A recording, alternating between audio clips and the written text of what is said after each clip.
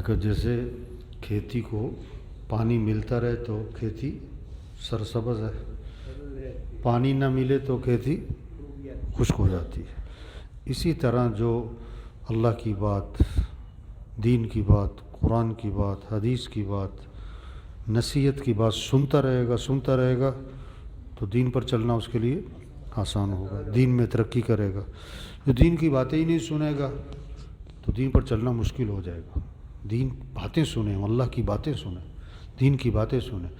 کوئی نصیحت ایسی ہوتی ہے جو آدمی کے دل پہ لگتی ہے، اس کی زندگی بدل جاتی ہے، کوئی بات ہی ایسی ہوتی ہے۔ لقمان حکیم نے اپنے بیٹے کو ساری زندگی نصیحتیں کی تھیں، اللہ نے قرآن میں بھی ان کی نصیحتیں نقل کی۔ جب ان کا آخری وقت تھا تو بیٹے کو بلایا کہ بیٹا اپنی ساری زندگی جو نصیحتیں کی ہے نا، اس کا خلاصہ 6 نصیحتوں میں تمہیں بیان کرتا ہوں۔ 6 نصیحتیں ان کی ساری زندگی کی نصیحتوں کا کیا تھی؟ خلاصہ تھی۔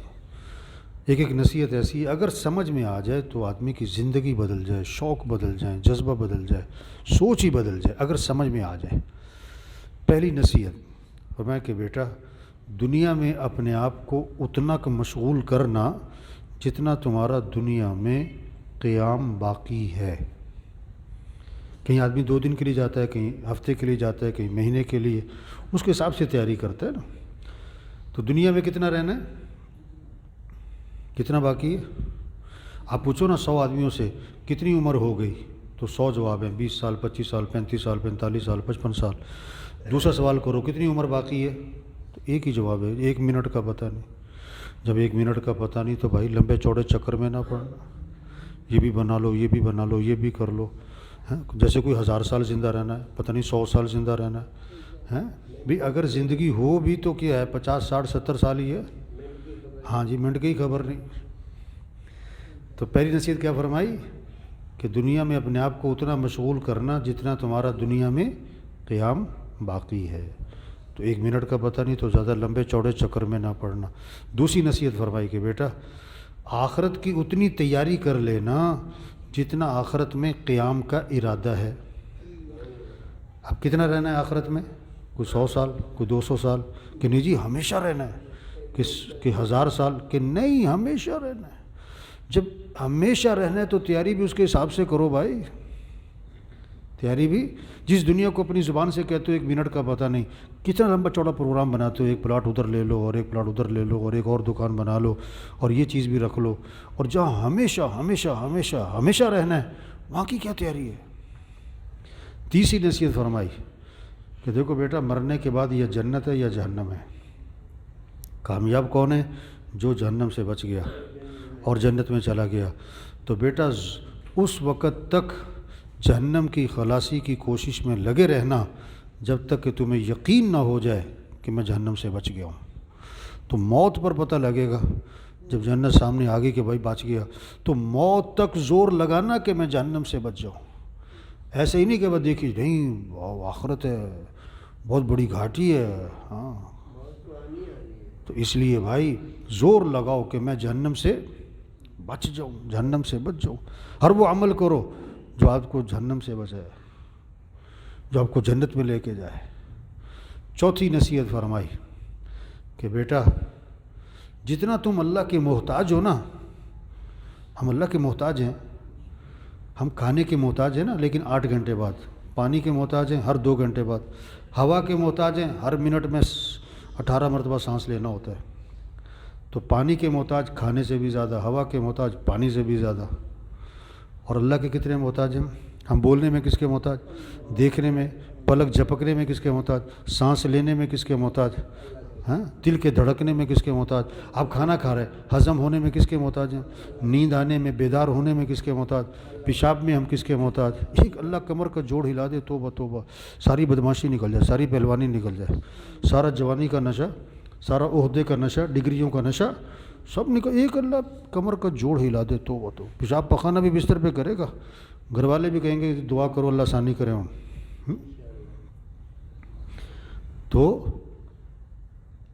کیا کہا چوتھی نصیحت کہ جتنا تم اللہ کے محتاج ہو، جتنا تم اتنا اللہ کو راضی کر لینا، اتنی اللہ کی عبادت کر لینا۔ ہم اللہ کی تو محتاج ہیں، صبح شام دن رات، ہر آن ہر گھڑی، ہر حال ہر وقت، ہر چیز میں ہم کس کے محتاج ہیں؟ تو جتنا اللہ کے محتاج ہونا اتنا اللہ کو راضی کر لینا۔ یہ جو نماز نہیں پڑھتے نا، یہ کیا کہہ رہے ہیں؟ ہم اللہ کے محتاج نہیں ہیں، دکان کے محتاج ہیں۔ ہم میٹنگ کر رہے ہیں، نماز کی کوئی فکر، میٹنگ کر رہے ہیں، واہ جی واہ۔ یہ جو میٹنگ کی ہے نا نماز چھوڑ کر 6 گھنٹے کی، اللہ 6 سیکنڈ میں اس کی دھجیاں اڑا دے گا، کیونکہ اللہ سے ٹکر لیے۔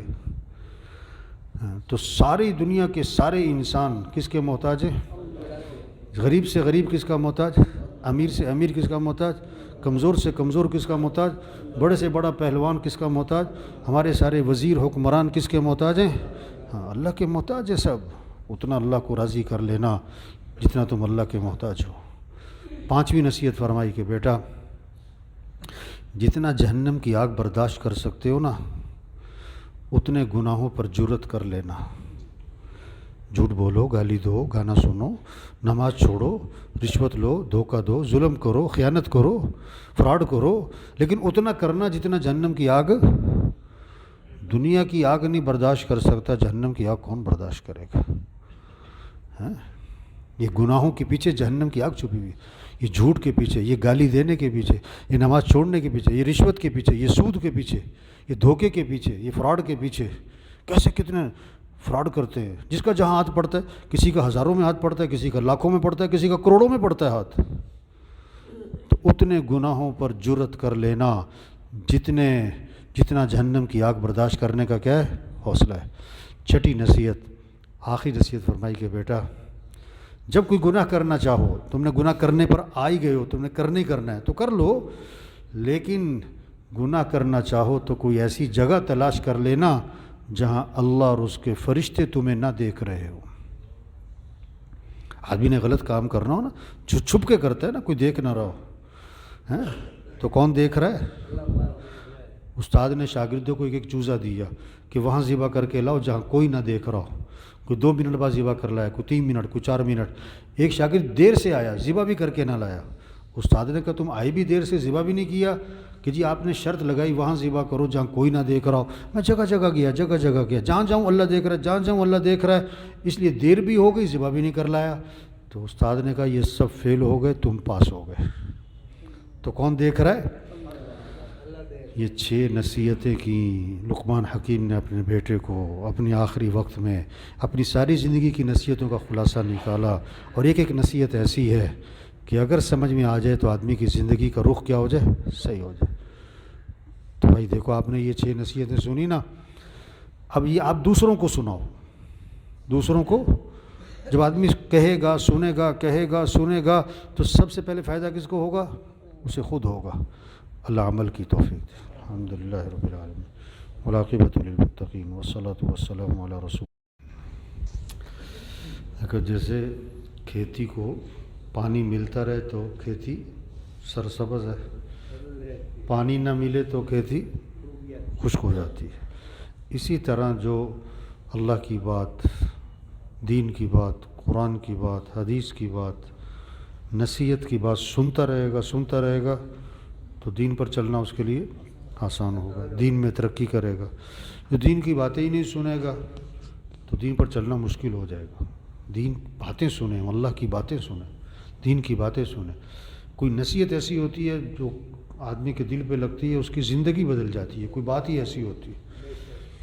لقمان حکیم نے اپنے بیٹے کو نا ساری زندگی نصیحتیں کی تھیں، اللہ نے قرآن میں بھی ان کی نصیحتیں نقل کی۔